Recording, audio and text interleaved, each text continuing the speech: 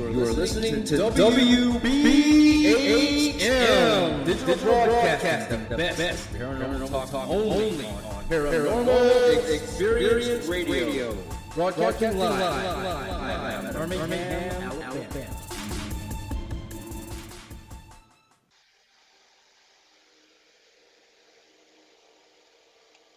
Hi, welcome back to my guests Gina Bengtson and Bob Christopher. I hope they're enjoying our conversation so far. Hi. Hi. I thought I lost you then. I thought the ghosts had finally got me. They caught up with my show. They heard about me. They want to take me away. No, please, no. We got some here. You might have to worry about more on this end. Now, have you any theories what ghosts may be? Well, basically, it's energy. We're all energy. Energy. When we die, our energy still exists because energy can't be destroyed. It just morphs. So, that's the base. The base of it is energy. And now the way I see it, the difference between a ghost and a spirit is a ghost is someone who has passed that either doesn't know that they passed or has not crossed over yet.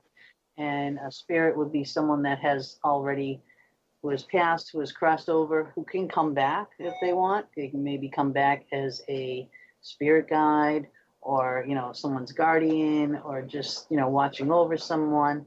But a lot of people that, and there's so many different types of haunts, residuals and help me out here. Intelligent residuals and poltergeist. Yeah, there's so many things. I mean, the field is huge. It's kind of hard to say all that in the remaining time that we have. That would be a whole show all itself. Shadow. Well, I have some wonderful theories. Okay. If you want to hear them, it's up to you. Yes. Now, one is a bit bizarre, but the first one is, I think God as a being is like a white light, and when we die, we become a part of the light as a hive. Kind of, like a collective, right? Yep. And I believe the opposite if you're not so good. Yeah, same as the opposite. That's like those. Now that's when you bring religion into things. There's a difference between every religion, whether there's a heaven or hell or purgatory. That's a sensitive subject as well. Yes, I've got the more controversial one that I like to put out there because it's only a theory, and if I'm wrong, I don't mind if people admit I'm wrong. Right. Now, can I ask you a question? Oh, go for it. What? Please do. Okay. What is your thoughts or theories on reincarnation? Now, I personally think that reincarnation, I don't believe it is what we think it is. I think that when we pass on to wherever we go, if we want to come back, the person we are, we're allowed to come back in little pieces, like a little piece of us is born into that person, but only a tiny remembrance, so that we're given a chance to learn from that one mistake that we made. Well, okay, now that's just my theory. That's the thing, yeah, like a karma dharma situation. If you when people say you're deemed to relive and relive and relive until you get it right. Groundhog's Day. That's waking up and seeing thing every day. No, you're in a different body, you're in a different life, but you're still trying to correct that one thing, that one life situation that you did wrong. And then until you get it right, then, because some souls are so old and some souls are very new, But again, I think we're going to get too technical. Yeah, and that's all theories. You can't really prove anything, But that's why I like the theory. My other theory is the controversial one, and I don't want to offend anybody, but this is my theory. So please don't be offended, everybody. My theory is that God is a schizophrenic. Now, here is my explanation. Please wait.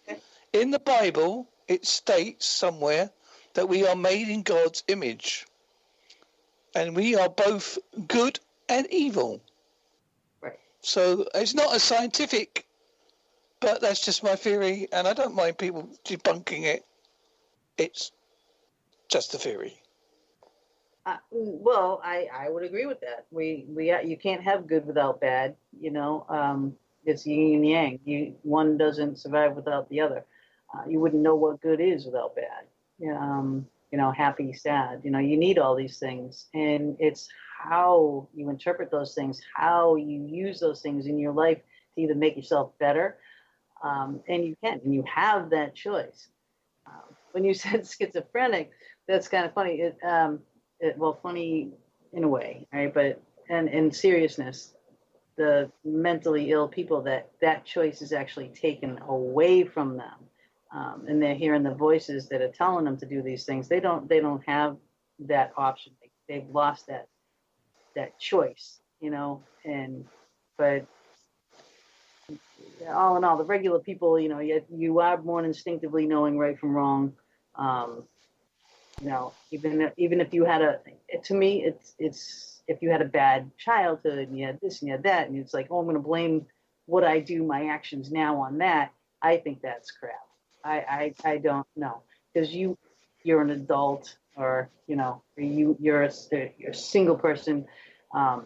You have the choice. You choose what you do. You know what's right and what's wrong. I agree with that, because I used to work in mental health. I used to deal with people that are very severely mentally ill, but they had moments of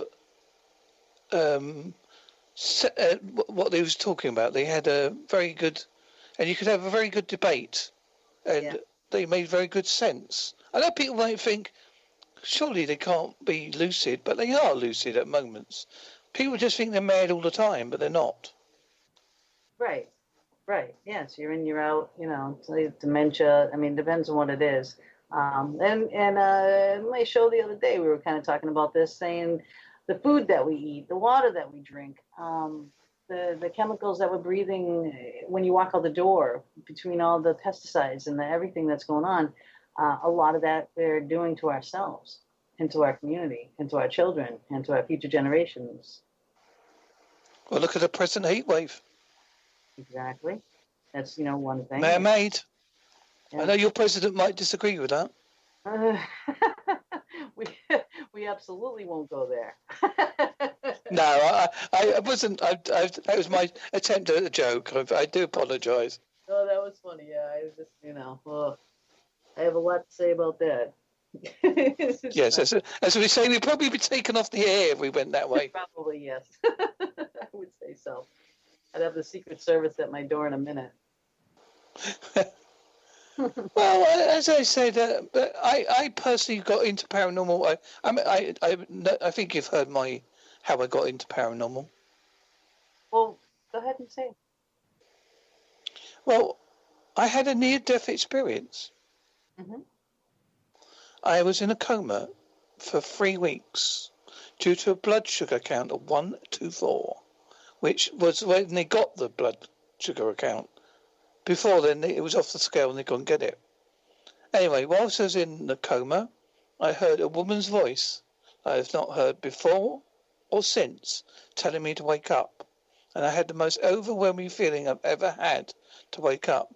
Now, I seriously believe this was my spirit guide or guardian angel. And also, while I was in the coma, I was neither in the real world or the next realm. And that's why I like to call myself AKA Ghostman. All right.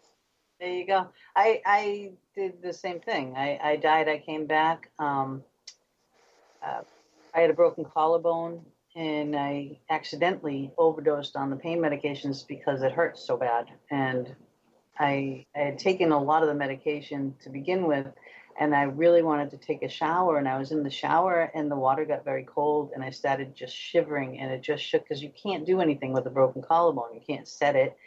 There's nothing you can do, so it's just kind of hanging there.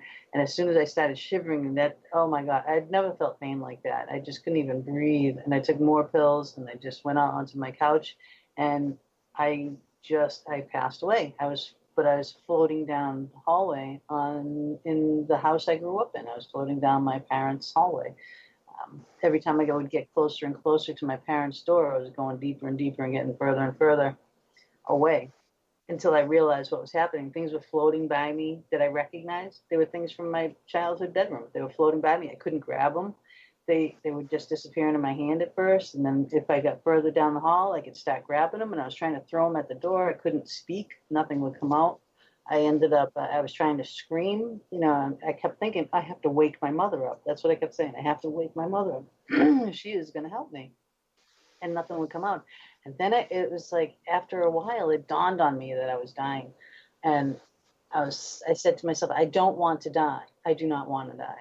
And then I tried to say it, nothing came out. And then I screamed it, I don't want to die. And then I finally, it came out, and I got slammed back into my couch, and I was head to toe covered with sweat. And I physically got gone, like my body slammed back into my body, and it shook my shoulder again, and the pain came back again. But I didn't take any more pills. So I'm going to tough this out. I am never taking pills again for anything, you know, like it took me a while to realize what happened, but it was from that moment on that I have been with the tones in the ears, and I can hear the spirits when they come near me. Yeah, I would love to do a show about near-death experience, because I have had, since I've mentioned mine, I've heard so many other people's, and I think it's such a fascinating and interesting subject, how we all perceive it in different ways, but the same. Right, yes, yeah. Yep. So that would be an interesting show. I'd like to do one myself. If I do one, I'll have you come on so you can tell your story too. Yeah, thank you. I think, as I say, that's what, I mean, I started off in the cryptozoology field, and I've been drawn more and more to the paranormal. I think something out there just wants me to do it. I mean, I can't do investigations because I've got medical problems. I have mild small vessel disease of the brain, which affects my cognitive skills like speech and memory, and I have neurology problems. So apart from that, I'm okay. I always say to people, I'm not the illness, I'm a person, and I think that's a positive attitude to have. Yeah. Well, there's lots of ways you can still investigate paranormal. You can do things virtually. You can join in virtual ghost hunts. You could be a reviewer of evidence. You could be, there's so much you could do in the field. There's, even if you were housebound, there's a lot you could do. Yeah, and I think that's important to mention that, Gina, because there may be people out there thinking, like me, they may think, oh, I can't do it. But as you said, there's loads of other ways. And I think, yet again, we could do, that would be another idea for a show, to mention about how you can help people that are less able to go on an active ghost hunt. Right. We try to go live during some of our, when we can, some of our investigations. Some locations we don't get a signal. Some locations we don't have permission. We are respectful. We're respectful of the property. We'll post evidence on the people that say okay to post evidence. And the people that don't, we respect their privacy. Now, Gina, we're coming up to the last minute, unfortunately. And I like to do a little bit that I like to do to people to sign off. Now, it's a little bit unusual, so please don't worry about it. And has Bob there? He is.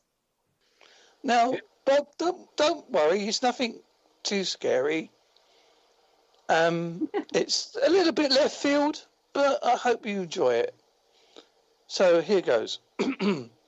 Thank you, Gina and Bob, for being on my show.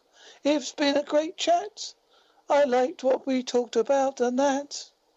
I would like to go to your Paracon, but I shall watch it on the video. I hope you enjoyed being on my show.